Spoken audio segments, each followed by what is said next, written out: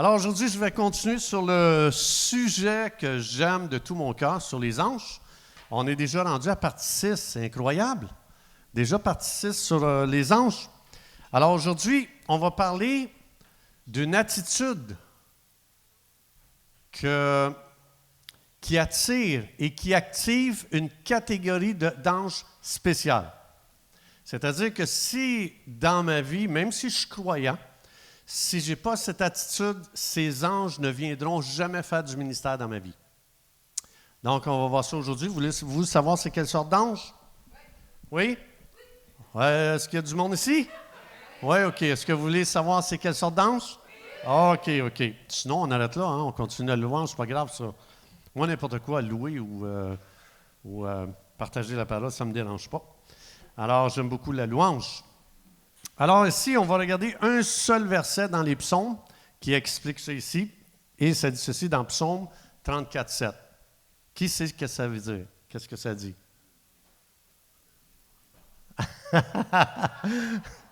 Alors ça dit ceci, l'ange de l'Éternel campe, Anna, en hébreu, autour de ceux qui craignent Dieu.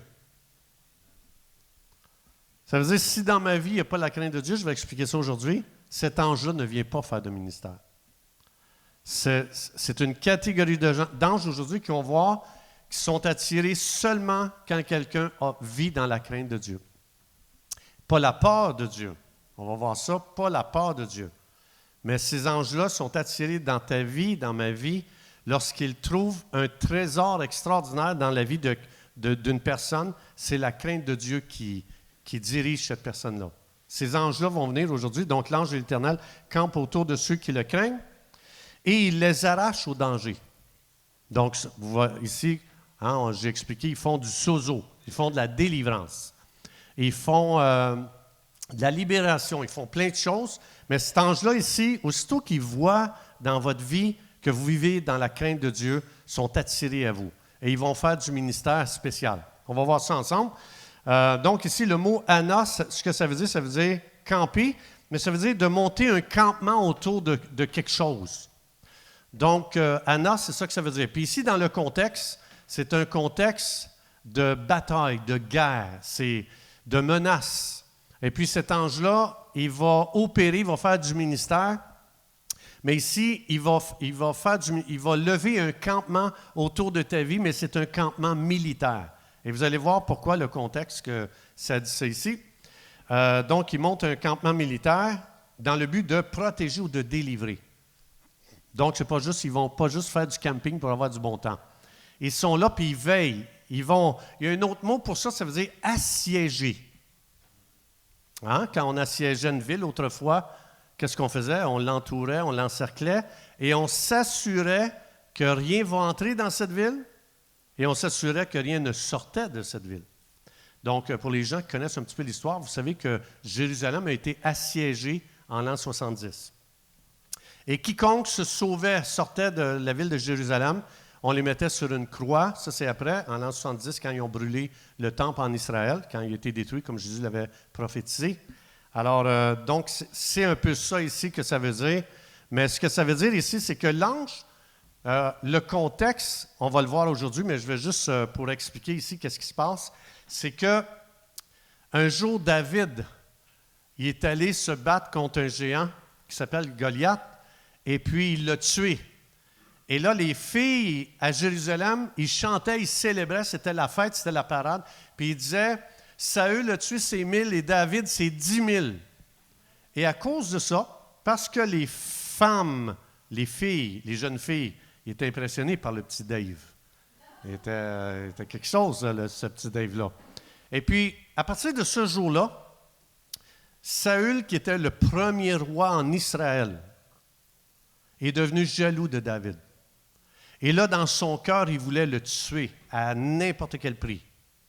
Et non seulement lui qui voulait le tuer, mais il a engagé ses meilleurs soldats, ses meilleurs hommes dans son armée, et il les a engagés pour aller à la poursuite de David pour le tuer.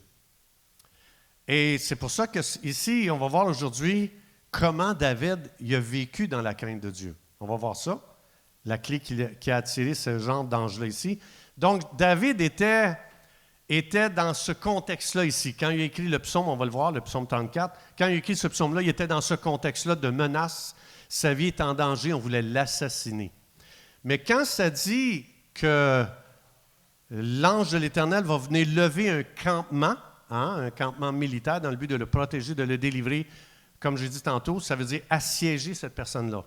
L'ange, il va s'assurer que rien sort de la vie de David et rien va entrer dans la vie de David. Donc, l'ange s'assurait que la menace n'entrera pas pour prendre le contrôle de sa vie et sa destinée de roi ne sortira jamais de sa vie. David avait une destinée de roi.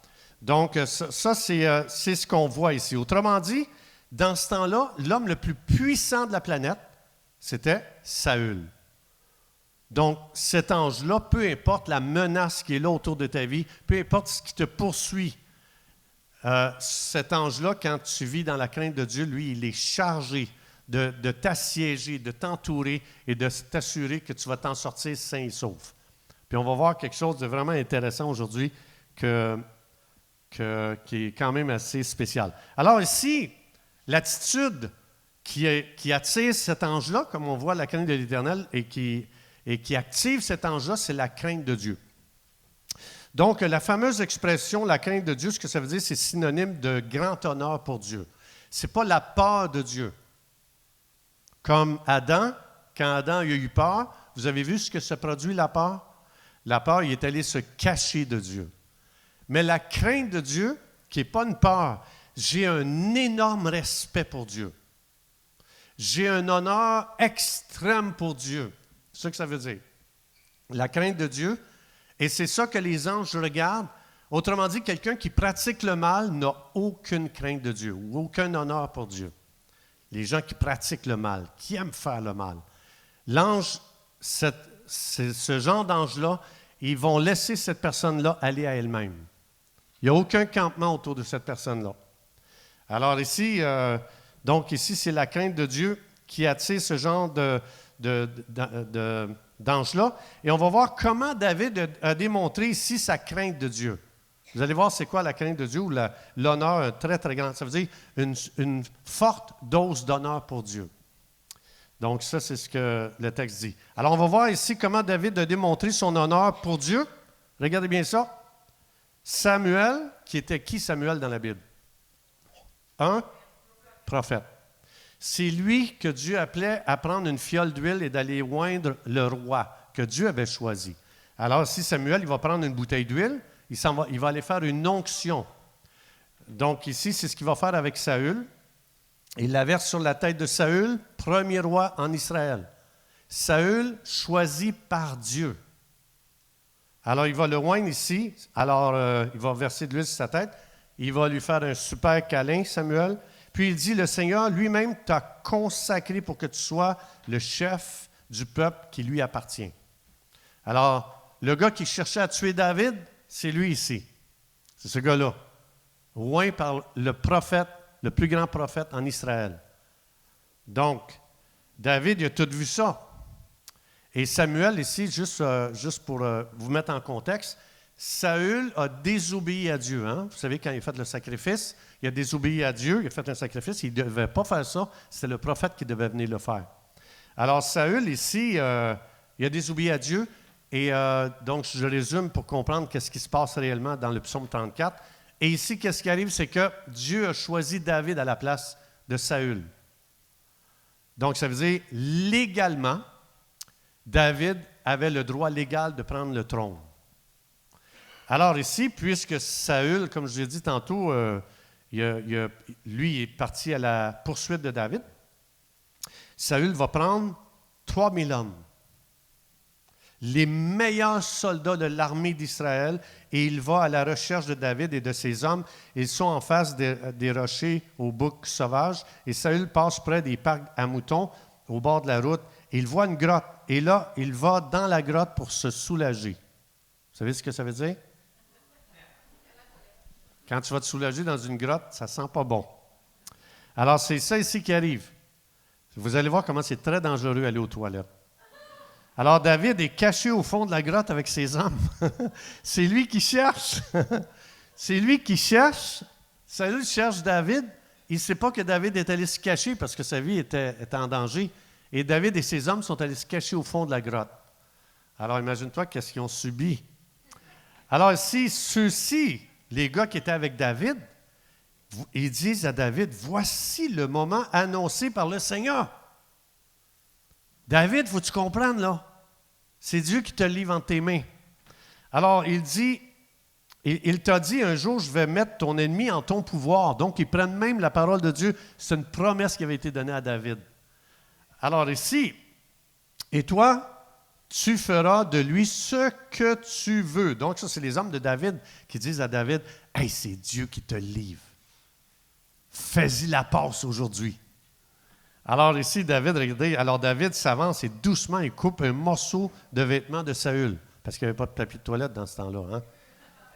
Tu prenais un morceau de ton vêtement. Non, c'est pas ça, c'est pas vrai. Il voulait une preuve comme quoi qu'il aurait pu le tuer. Il pouvait le tuer. Imagine-toi, tu es en arrière. D'une main, tu te bouches le nez et de l'autre, tu coupes un morceau de vêtement. Alors David, il s'avance doucement, il coupe un morceau de vêtement de Saül. Après cela, le cœur de David se met à battre très, très fort. N'oubliez pas que ce gars-là a tué un géant. C'est pas qu'il a peur de Saül. C'est zéro peur. La crainte de Dieu, c'est puisque Dieu l'a choisi et il l'a oint, j'ai plus peur de toucher un gars comme ça que de tuer un géant. Ça, c'est la crainte de Dieu. Ça veut dire, j'ai pas juste un honneur pour Dieu puis dire, je vais scraper la vie de quelqu'un, non. Ce que Dieu honore, je l'honore. C'est ça que ça veut dire. La crainte de Dieu, ça veut dire, l'honneur que j'ai pour Dieu va jusqu'au point que tout ce que lui honore, je vais l'honorer. Et c'est pour ça que David est très nerveux, il a très, très peur, il tremble ici. Et ça, c'est ça qu'on appelle la crainte de Dieu, l'honneur extrême pour Dieu. Alors après ça, le cœur de David se met à battre très, très fort parce qu'il a coupé un morceau de vêtement de Saül. Il dit à ses hommes, David, « Vous me conseillez de tuer mon maître, que le Seigneur m'empêche de le faire. En effet, c'est le Seigneur lui-même qui a consacré Saül comme roi. Par ses paroles, David arrête ses hommes. Il ne leur permet pas d'attaquer Saül. » Voilà la crainte de Dieu. Donc, ce que ça veut dire, quand vous voyez que Dieu a oint quelqu'un et que Dieu a mis la main sur quelqu'un, qu'il l'a appelé à quelque chose, il faut faire très, très, très attention à ce qu'on dit envers ces gens-là. Qu'est-ce qu'on dit de ces gens-là? Quand je vis dans la crainte de Dieu, donc ça veut dire que quand je parle en mal des hommes et des femmes que Dieu a appelés, même au ministère, j'ai plus la crainte de Dieu dans mon cœur. Oui, mais regarde qu'est-ce qu'il a fait. Oui, mais regarde ce que Saül a fait. Et jamais David a voulu toucher à ça. Dieu l'a mis là, Dieu l'enlèvera. Moi, je ne touche pas à ça. Et ça, c'est la crainte de Dieu.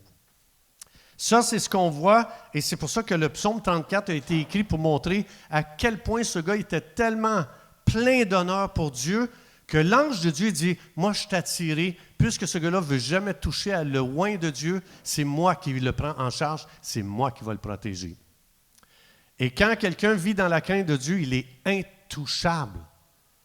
Il y a un campement militaire autour de sa vie. Et c'est pour ça que Dieu lui-même va dealer avec les choses injustes dans la vie de David. Alors, donc, c'est ce genre de croyants qui vont attirer ce genre d'ange-là ici. Et c'est très, très, très, très, très puissant. Donc ici, on va aller voir ici dans Psaume 34.1. Regardez bien, là, je vais vous mettre en contexte. N'oubliez pas, ça dit que c'est l'ange de l'Éternel qui campe. Il lève un campement autour de quelqu'un qui craint Dieu et il va l'arracher au danger. Mais ce qui est incroyable, et aujourd'hui, ce que je prie que le Saint-Esprit nous donne comme révélation, c'est comment l'ange a dirigé David à être libéré de Saül et de ses ennemis, des menaces. Et ça veut dire que ça va ouvrir un nouveau volet dans notre entendement pour voir, ça c'est l'ange à l'œuvre. Parce que quand David a dit ça dans Psaume 34, il dit, c'est l'ange qui m'a libéré de mes ennemis. Mais on va voir vraiment qu'est-ce qui s'est passé. Vous allez voir, c'est assez étrange. Alors, là, je lis le contexte, OK? Ici, donc, le psaume 34, c'est le verset 7 qui parlait de l'ange, qui campe autour de David. Mais ici, David, il dit, c'est un chant que j'ai composé après sa fuite du roi Saül, alors qu'il prétendait être fou. Regardez bien ça. Ici, je vous lis dans 1 Samuel, David continue à fuir Saül, OK? Il arrive chez Akish, le roi de Gath. Goliath, il venait de où? De Gath. Alors David il est obligé de fuir. Je vais vous mettre dans le contexte. Il est arrêté chez le souverain sacrificateur. Il avait faim, lui et tous ses hommes. Il a demandé à Abimelech, « As-tu quelque chose à nous donner à manger? » Alors là, il y avait des pains qu'on appelle des pains de proposition. C'était des pains consacrés et tu ne devais jamais donner ça à n'importe qui. C'était défendu. Il n'y avait que les gens qui travaillaient dans le temple qui avaient le droit de manger ce pain-là. C'était un pain saint. Alors ici, David, il rentre, il dit, vite, il dit, j'ai pas le temps de t'expliquer, as-tu quelque chose à manger? Fait que moi puis mes hommes, on a faim. Fait que, il dit, non, j'ai rien, j'ai juste les pains consacrés. Bien, il dit, donne-moi-les parce que j'ai une mission spéciale. Fait que là, il donne les pains. Il dit, je t'expliquerai plus tard. Puis il dit, as-tu quelque chose, l'épée de Goliath, tu l'as-tu encore? Il dit, oui, donne-moi l'épée de Goliath. Fait qu'il y donne. Et puis là, il se sauve. Et quand il se sauve, là, il se pousse de Saül. Et là, il arrive, il s'en va chez les Philistins. Lorsqu'il a tué leur géant. Leur homme fort. Fait qu'il se ramasse dans le pays de Gath. Et il se ramasse chez le roi de Gath. On l'a amené là parce qu'il s'est fait pogner. Il arrive chez Akish. Il faut comprendre qu'est-ce qui se passe, le roi de Gath. Donc, le Goliath, il venait de Gath, justement. Fait que lui, le roi, pense-tu qu'il n'y a pas une crotte sur son cœur contre David? Il a tué son meilleur homme. Alors lui, déjà, ce roi-là, c'est une menace. Alors les ministres d'Akish disent au roi, est-ce que c'est cet homme qui n'est pas le roi du pays en Israël, David? Ils l'ont reconnu. Alors, c'est bien à son sujet que les femmes chantaient, comme je disais tantôt, Saül a battu ses 1000 ennemis, David a battu ses 10 000. David prend ses paroles très au sérieux, il a très peur du roi Akish. Alors, il fait semblant d'être fou devant eux. Ce que ça veut dire, quand il a écrit le psaume 34, quand il dit « Je viens de comprendre que c'est l'ange qui m'a inspiré de faire le fou. » Il n'a pas dit « Je me suis délivré par moi-même », psaume 34. Il dit « L'ange de l'Éternel campe autour de ma vie parce que je crains Dieu. » Et l'ange dit « Dave, je vais te proposer une stratégie de délivrance militaire. Fais le cave devant le roi. » Il a dit, c'est l'ange qui est à l'œuvre. C'est même pas ses idées à lui, là. Ça veut dire que David était éveillé, il était conscient quand quelque chose lui était inspiré, puis il savait que ça ne venait pas de lui. Et c'est incroyable, regardez bien qu'est-ce que ça va produire. Il dit n'importe quoi. Ça n'est qu'une tête ce que David va dire. Il trace des lignes sur les battants des portes et il bave sur sa barbe. Il bave sur sa barbe. Pense à ça, là. Pour être délivré du gars que, là, Saül le poursuit, puis là, il est pris dans un étau, là. Il est entre l'arbre et l'écorce, il est entre les deux, puis là, l'ange dit, « Dave, la stratégie, bave sur ta barbe. » Essaye de penser que, je dis, tu es un roi, tu as une dignité, là. Je dis, moi, il ne faut pas que je perde la face. Et l'ange lui dit, « Perds la face. Tu dois passer pour un cave. Fais le fou, fais le dingue. Fais semblant que tu as la rage. Tu es comme un chien, tu t'es fait mordre par un chien. Et c'est les anges qui sont à l'œuvre. Ce n'est pas David. Il ne dit pas, c'est moi qui me suis libéré de tous mes ennemis. C'est l'ange de l'Éternel qui m'a inspiré à faire ce geste-là. Incroyable. Alors, regardez ici, Akish dit à ses ministres, « Vous voyez bien que c'est un fou. » Le roi, il dit ça. Il dit, « Pourquoi est-ce que vous me l'amenez?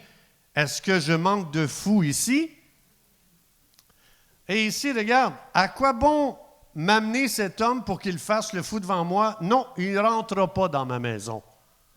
Mets-moi ça dehors. Et c'est comme ça qu'il a été libéré.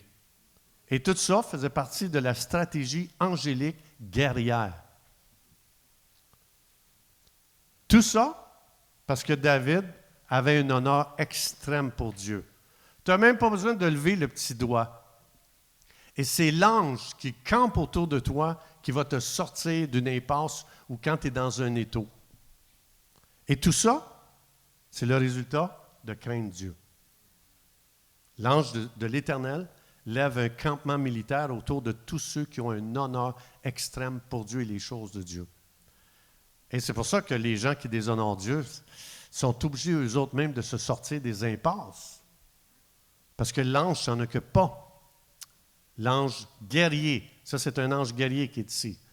Et c'est pour ça que c'est magnifique de juste dire, moi je vais juste honorer Dieu et lui il s'arrange avec tous mes ennemis, tous ceux qui veulent m'enlever la vie, tous ceux qui veulent me faire du mal, Dieu va s'en occuper. Alors, ce que ça veut dire aujourd'hui, avez-vous déjà perdu la face, vous, devant des gens? Hein? Ça vous est-il déjà arrivé de perdre la face? Vraiment, là, vous en êtes honteux, vous êtes vraiment gêné. Moi, je vais vous en conter une aventure dans ma vie. Une fois, j'étais en France. Je pense que Pasteur Denis était là.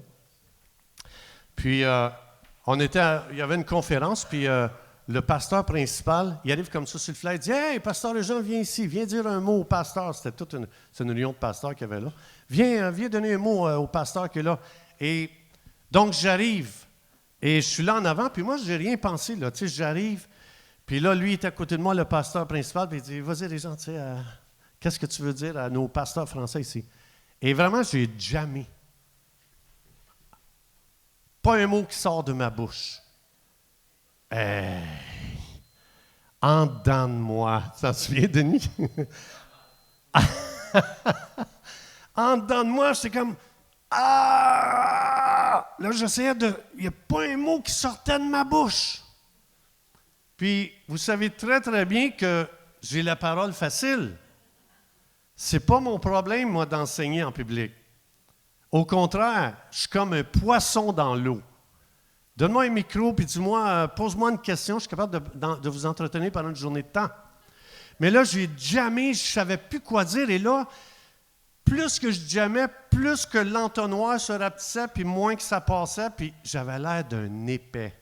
Vraiment un épais. C'était la première fois, hein, je pense, j'y allais en France. Et puis, on avait été à des cours. Et là, j'étais comme... j'étais brisé, là, j'avais honte, là. Désolé, le Québec, je vous ai représenté en France, c'est comme ça. Maintenant, ils pensent que tous les pasteurs québécois sont comme ça. Fait que j'ai brisé la réputation du Québec. Et puis, mais ça ne s'est pas terminé là. Fait que là, je m'en vais, je descends de là, puis le pasteur avait donné une autre raison, puis je dis, oh non, il dit n'importe quoi, là, à l'intérieur de moi. C'était même pas qu'est-ce qu'il disait, qu'est-ce qui s'était passé. Je pense qu'il disait, il est fatigué, je suis décalage horaire, je ne sais plus trop quoi. Fait que ça n'avait rien à voir, vraiment. Puis, de quoi vous pensez que Dieu m'a protégé? Comment? Des Français? De l'orgueil? Ça se peut-tu que Dieu est en train de me délivrer de l'orgueil? Et pour vous confirmer que c'était ça que Dieu me délivrait, quand je suis parti de là, moi puis mon épouse, on marchait, on s'en allait chez notre ami, Pasteur Michel. Qui se souvient, Michel Roux? Oui. Alors, on marche dans les rues, il faisait beau. Et là, à l'intérieur de moi, j'étais tellement là, humilié, j'étais tellement enragé là, d'avoir perdu la face, que je dis à ma femme, je dis, non, moi, c'est terminé, plus jamais je prêche, c'est terminé, je ne peux rien savoir. Et ma femme, complice avec Dieu, a dit, ben, c'est une bonne chose que ça t'arrive.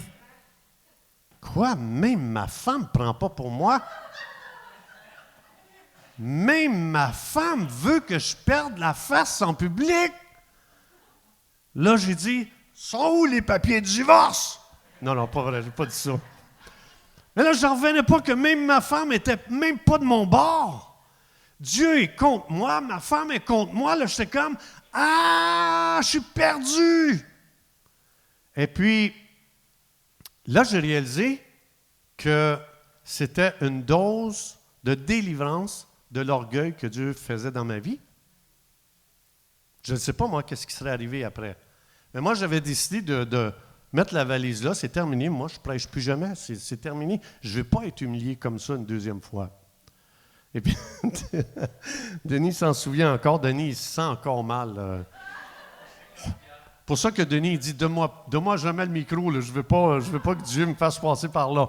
Mais l'idée, c'est que, est-ce que je suis capable de connecter que l'ange de Dieu me protégeait quand je perds la face? Quand je perds la face au travail, quand je perds la face dans l'Église, quand je perds la face devant des amis, tu sais que vraiment, tu as été humilié solide, là. Je prophétise qu'une nouvelle habilité spirituelle vient dans nos vies, qu'on est capable de comprendre, puisque Dieu dit « Jamais je vais permettre quelque chose dans ta vie pour te faire du mal. » Donc, si jamais je perds la face, je suis bien mieux de grandir spirituellement, de dire « Ah, c'est peut-être mon ange qui est en train de me protéger. » Et j'ai perdu plusieurs fois la face comme ça, là. Vraiment, là, à plusieurs reprises. J'ai dit, coudonc, il y a tombé de l'orgueil dans ma vie. Il me semble que j'ai reçu une bonne volée là, en France. Je n'ai pas besoin encore de voler. Mais ça, c'est un réflexe spirituel. Si tu honores Dieu, si dans ton cœur, Seigneur, je vais t'honorer en pensée, en parole, en action, dans mes choix, dans tout mon style de vie, bien, l'ange va nous délivrer plusieurs fois. S'il ne me délivre pas, c'est que peut-être qu'il ne campe pas là, là. Mais moi, j'appelle dans ma vie, dans votre vie, j'appelle une nouvelle compréhension de toute situation qui nous humilie. Et qu'on va être capable de faire le lien spirituel entre mon ange vient juste de me délivrer de quelque chose que je ne comprends peut-être pas, mais c'est lui qui est à l'œuvre. C'est lui qui doit m'amener dans Sozo, faire du ministère de délivrance de ma vie. Hein? Hébreux 1,14, les anges sont là à notre service pour faire du ministère Sozo. Soteria en grec, qui veut dire un ministère de délivrance continuellement. Et c'est pour ça que des fois, Dieu va passer par d'autres moyens. Hein? Dans Jacques 1,21, ça dit « Recevez avec douceur la parole de Dieu, que la puissance de Sozo votre âme, de délivrer votre âme. » Parce que l'âme a besoin de délivrance. L'âme a besoin continuellement de guérison, délivrance, libération. Et c'est pour ça que Dieu fait vraiment un travail extraordinaire dans votre vie.